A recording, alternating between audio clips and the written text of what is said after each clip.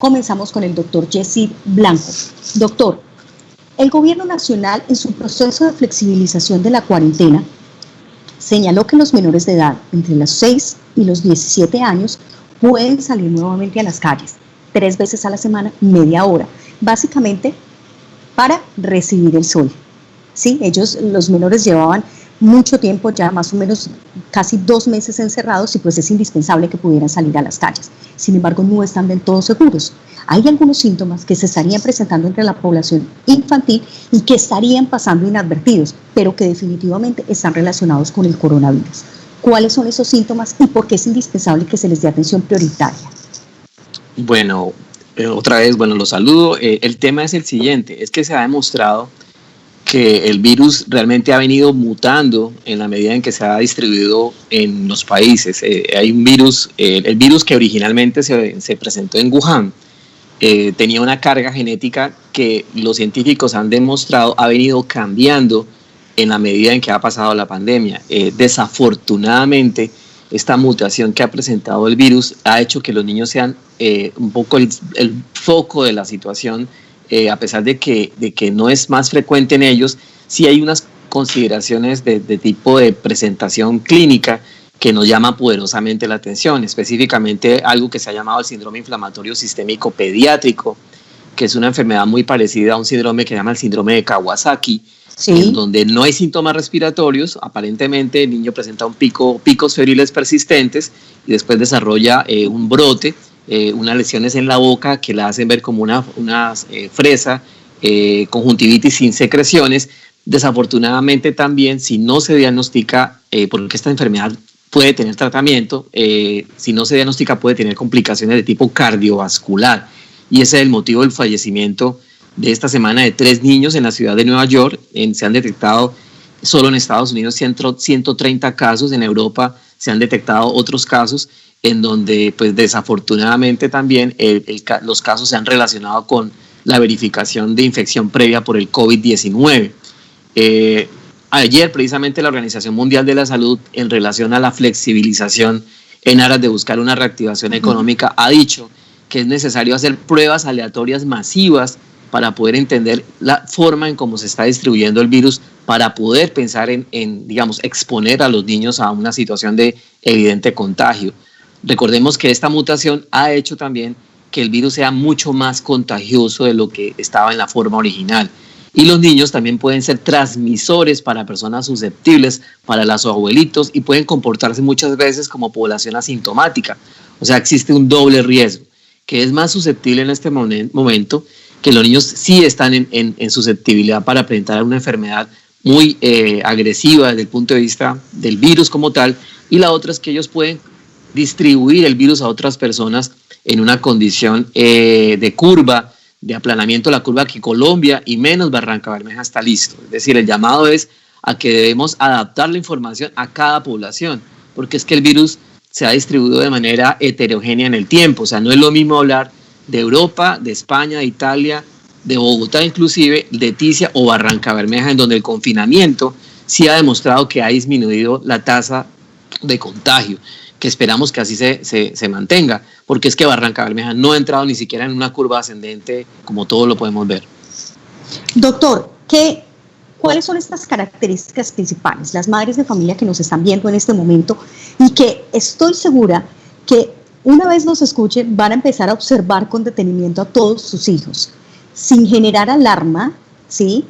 ¿Cuáles, digamos, que son aquellas características puntuales que se deberían reconocer? Y lo otro que le quiero preguntar es, ¿los centros hospitalarios tienen conocimiento de esta nueva característica para que puedan atender a los menores de manera prioritaria?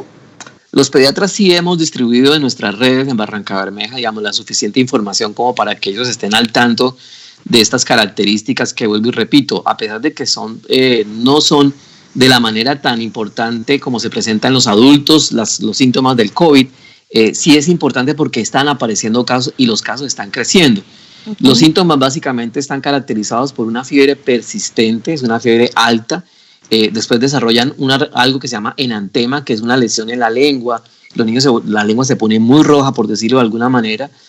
Hay presencia de conjuntivitis, y esta conjuntivitis, por ejemplo, tiene la especial característica que no produce secreciones, no es como la mirada china que nosotros aprendemos a identificar.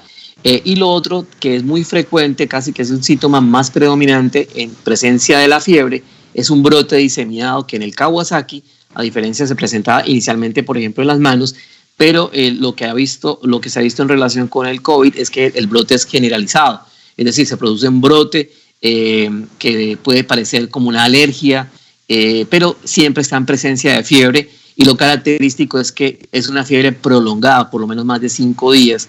Entonces, la recomendación a los médicos generales que se enfrentan a un caso de un niño que tiene una característica de esas, que no tiene síntomas respiratorios, pero tiene fiebre persistente, brote y lesiones, digamos, en los ojos, es importante que el pediatra vea estos casos, porque en este caso específico de la complicación del COVID, sí se le puede tratar con un medicamento. Desafortunadamente, también hay que decirlo, ese medicamento pues es de difícil consecución muchas veces, y lo vimos en Barranca Bermeja. Entonces, en la medida en que se haga un diagnóstico a tiempo, más posibilidades hay de que estos niños no desarrollen complicaciones de tipo cardiovascular. Esta enfermedad termina dilatando las arterias coronarias del corazón de los niños y pueden presentar infartos, arrestos cardíacos, llamamos nosotros a esa situación.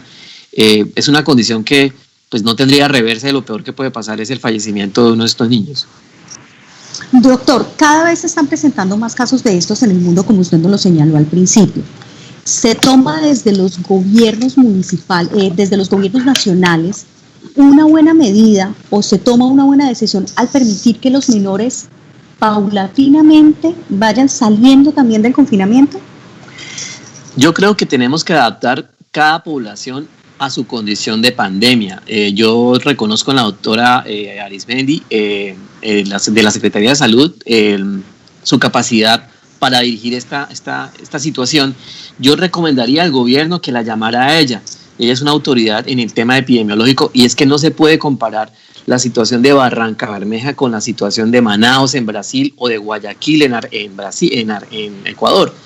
Exponer a nuestros niños solo porque haya una directriz nacional, sin haber pensado cómo estamos nosotros en la condición de la curva de la pandemia, creo que es un error que nos puede costar muy caro. ¿Cómo cree usted que debe ser el manejo aquí en Barranca Bermeja de acuerdo con el comportamiento que ha tenido el virus? Evidentemente es con relación a los niños. Es que ahí tenemos un hueco muy importante de que no hemos hecho pruebas, o sea, si se han hecho no han sido de manera masiva. Estamos esperando que salgan los primeros resultados de la policlínica, en la comunidad que se ha hecho, porque los científicos sí han dado cuenta de que lo más importante para hacer un efectivo seguimiento y de prevención de complicaciones del coronavirus es que se tienen que hacer pruebas aleatorias masivas. Si tenemos la herramienta, pues usémosla. Y es importante que una mesa técnica científica sea la que oriente a los gobernantes a tomar las decisiones, y no por una directriz del presidente que a la luz de todo lo que nosotros los científicos sabemos es completamente errada.